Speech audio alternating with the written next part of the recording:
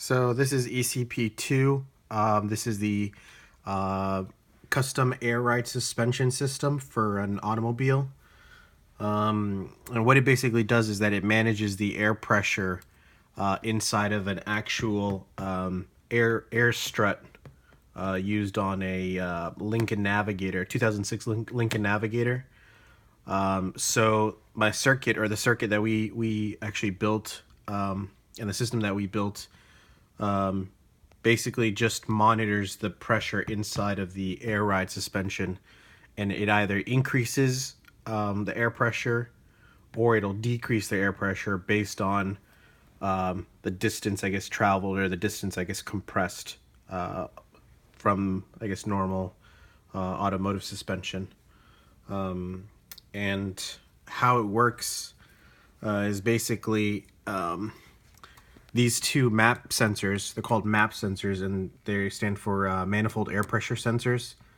They measure, I guess, the air pressure inside of this big hose, all of this hose that leads to the airbags, and the voltage changes, I guess, depending on that. And the two op amps that we have here, they actually compare the voltage from the MAP sensors and the voltage set by these two potentiometers. And once it reaches that that voltage set by here, that's when the op amps here will either spit out, or will basically output a VCC minus or VCC plus. So we have two op amps, one for the lower bounds. So one, I guess, that controls the, or that outputs basically a signal once the air pressure, I guess, gets very low. And the second one will actually control the vent valve, this one, to release the pressure when the pressure actually gets too high. So we can see here that we've gone from powering the two USB chargers, and we provide 12 volts to it because an automotive system takes 12 volts. It takes 12 volts and it reduces it down to 5, which the MAP sensors can only take. They can't take, I guess, the full 12 volt potential difference. So we basically, on each sensor, we've got a ground wire, which should be this one. So these two, so these two are the 5 volt reference. The middle one is the ground, and then the outputs are the ones on the right, and these are the ones that the op amps compare to. So we'll power this up, and then we'll show you the voltages, I guess, across the system. So so there you go. I guess these two actually here, I've lit the LEDs, I guess, light up, and we'll measure, I guess, the voltage at here, which is should be 12.35 volts in, and then what it puts out should be 5 volts. Sorry. There you go, 5.03 volts. So my MAP sensors are getting 5 volts. They've got ground, and when we measure the signal that it outputs, which we can find to be signal, which would be this one, this pin. And as you can see, it's outputting a 2.51 voltage.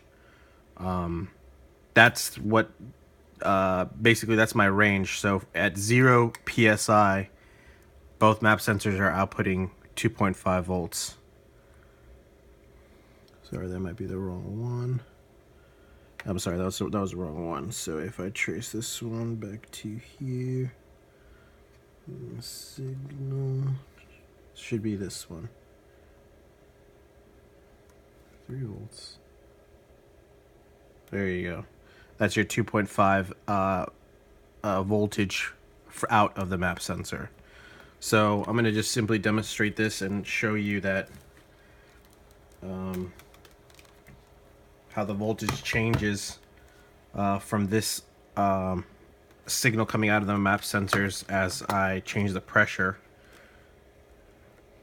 So if I increase the pressure, I should see a increase in voltage. And then if I create a negative pressure on it, it should be lower in voltage.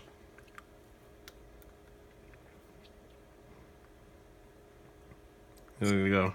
Release the pressure. Negative, positive. So I know that both of my map sensors are working. Oh, sorry, wrong one. 2.5. I'll create negative pressure by sucking. Release the pressure. I'll create more voltage by putting positive pressure by blowing. So that's one of the systems. So the other way I guess that I could test this is to measure my the output signal. So this op amp would control, I guess, the compressor. So I would expect to as I increase pressure into my tube, this should, and it reaches, I guess, the potentiometer set by this one, it should spit out a VCC minus, and then once it reaches the voltage to this potentiometer, it should spit out a VCC plus.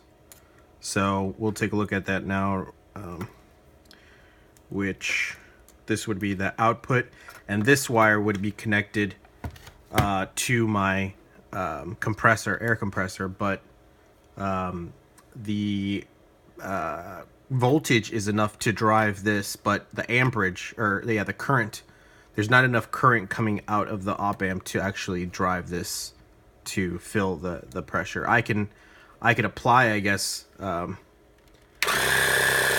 air, I guess, to it, and it'll cut off when you know, it reaches, I guess, that cutoff voltage set by this second potentiometer.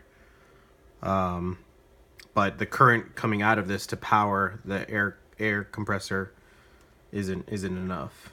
So release it there.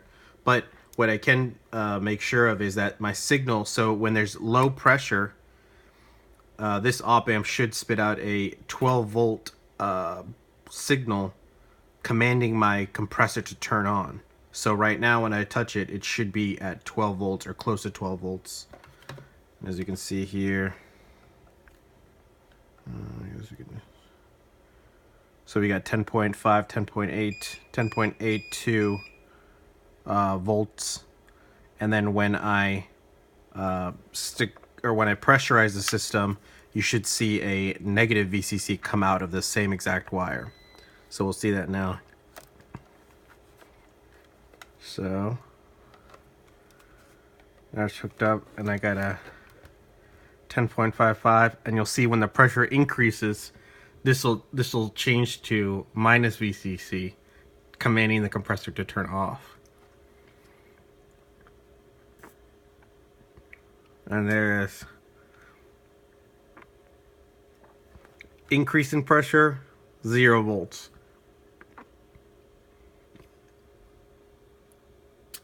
Decrease in pressure, VCC plus. So that output that's from this op amp is working correctly. It's, I guess, justified. The second one, the second op amp, as I described earlier, controls the my vent valve, which is here. And what it does basically is it opens up to release air from this system. And we should see the opposite relationship from this.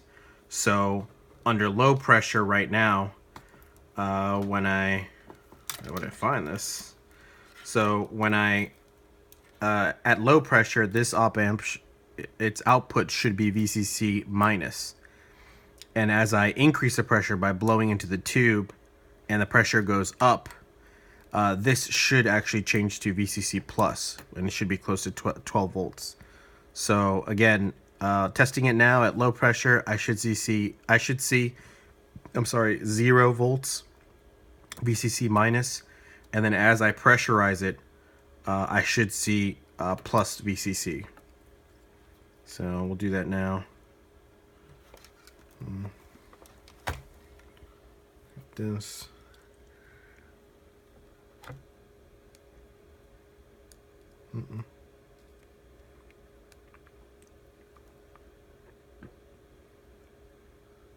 Yep. So low pressure, 0 volts. High pressure should be 12 volts. Just take a look at that. There you go. Up in pressure, 12 volts. Low pressure, 0 volts.